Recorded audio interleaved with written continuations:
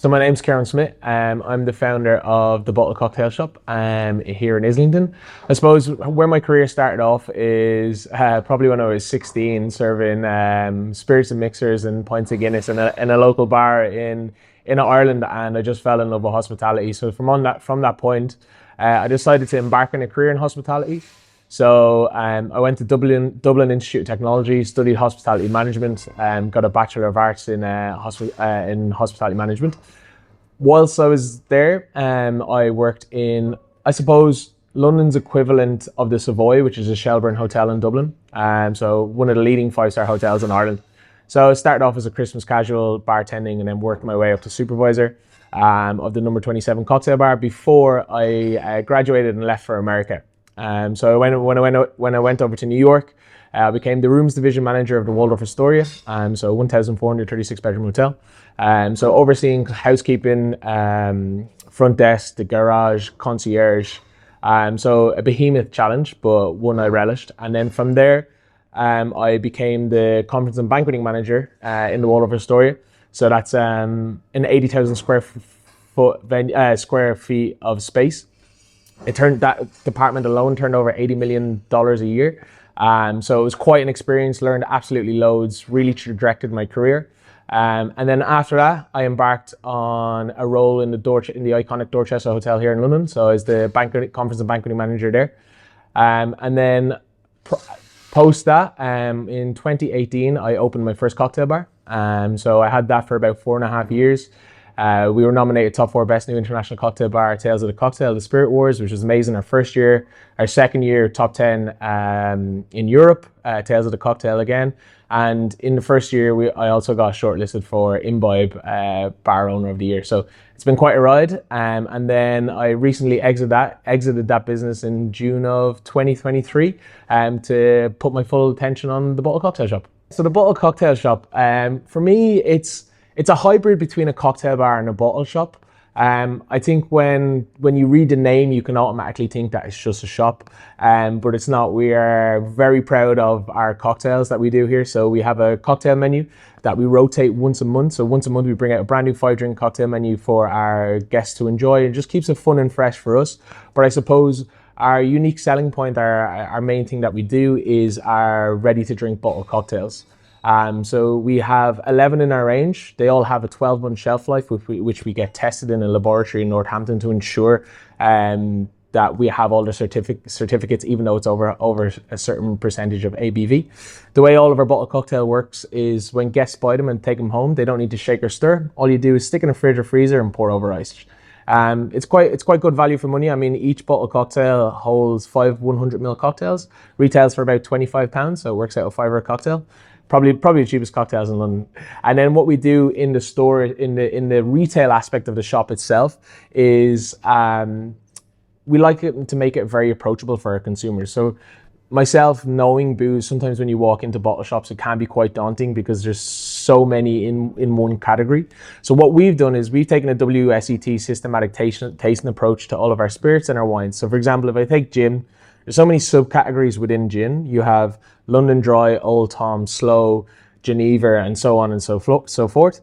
So what we do is we go, here's a very good example of a London Dry, and here's an outstanding example of a London Dry. So we only have 2 of every subcategory of category. So what this does is this kind of like takes choice fatigue away from our guests, but also it lets our guests pick up the bottle, become more interactive with it, and then hopefully that will lead them to ask us more questions, and we can go into a little bit more detail.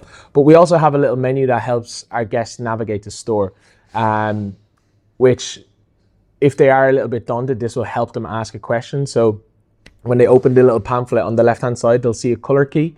So if they walk up to a bottle of spirit and they might see a little green stamp on the necktie, all they need to do is look at their color key, and they can go, okay, this, what I have in my hand has tasting notes such as orchards like apples, like pears, spice like cinnamon, star anise. So they kind of get to know what that's going to taste like before they've even tasted it.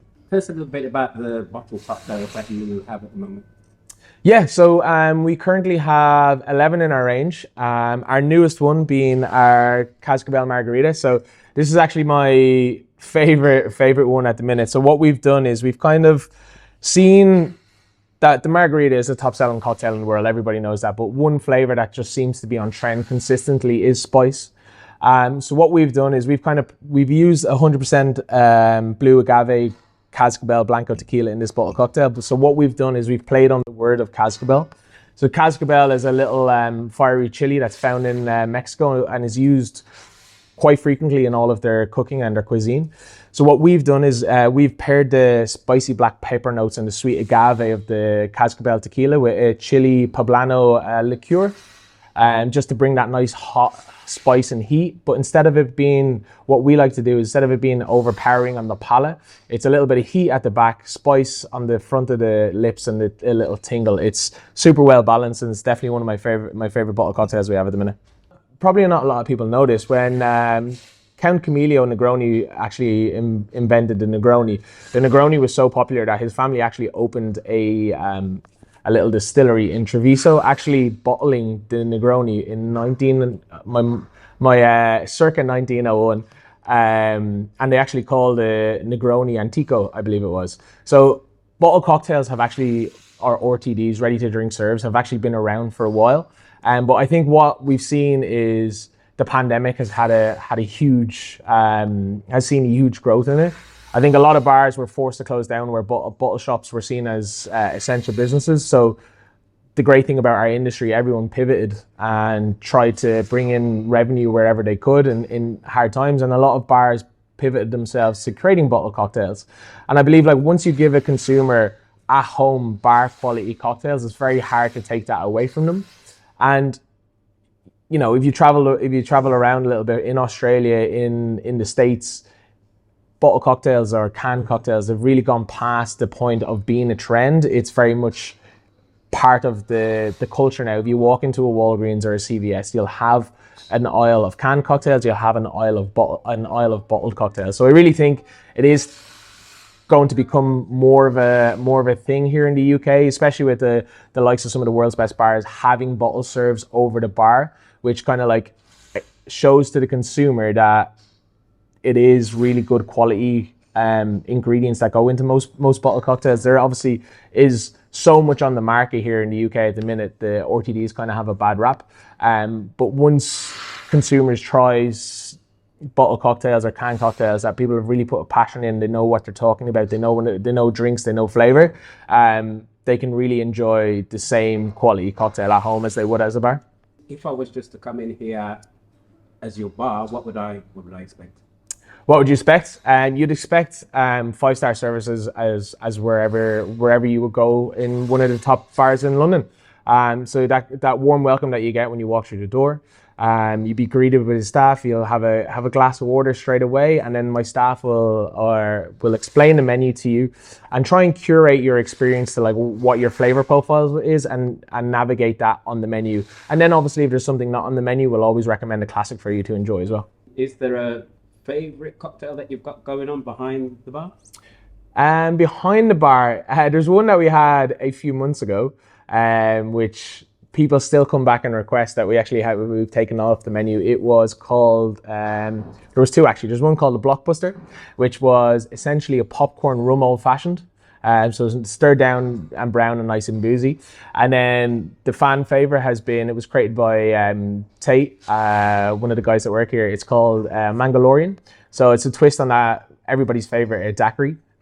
So it was a jalapeno shrub, freshly made mango puree, Carta Blanca rum, a little bit of a jalapeno tincture in there, shaken up, and yeah, poured in a cube, frozen. People still ask for it. I absolutely love Islington, love Angel. So my first cocktail bar I had was here for 4.5 years, and I used to live here for around 5 years, so I know the demographic of the area. And there's just something about Islington. There's amazing buzz. People, I find, maybe it's something got to do with the pandemic, but people in this area really know what they're looking for when they come into the store, come into BCS, whether it's wine, whether it's bottled cocktail, whether they're just enjoying themselves here at a bar. They know what they like, which we find great because it opens up more of a conversation with us, with our guests. But the footfall in the area is a huge thing. Now, we're just off Upper Street in a little place called Islington Square, which is a brand new development that's, I think, it launched about 5 years ago in terms of the residential aspect of it, and now the commercial aspect is starting to boom. So there's some really cool operators coming in. There's a jazz bar and restaurant opening across from us with I can't remember the lady's name, but she has an OBE. So yeah, it's really starting to come alive, and we're just glad to be a part of it.